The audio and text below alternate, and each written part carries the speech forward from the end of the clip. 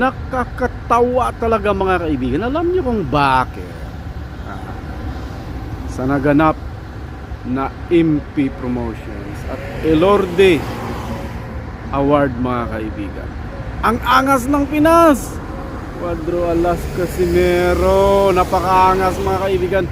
Mayroon palang award. May award ang angas ng Pinas mga kaibigan.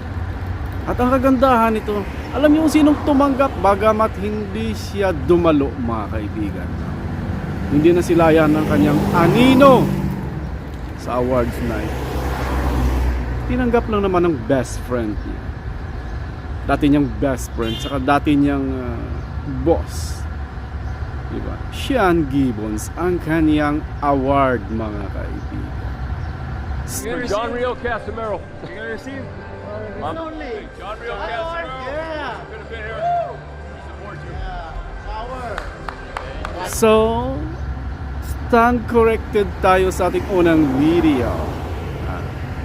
Mayroon palang award ang napakaangas ng Pinas. Ang idol ng kanyang mga fanatics, Cuadro Alas. So, mayroon siyang award. At tinanggap ito ng kanyang dating best friend, Sir Sean. So yun lang mga kaibigan. Pwede naman nating ulitin at baguhin ang ating video. So mayroon siyang award na natanggap, diba? Kailangan pag pumunta siya doon, hindi na yun award, kundi award, diba? So tayo lang tayo sa laban at ging ging ging.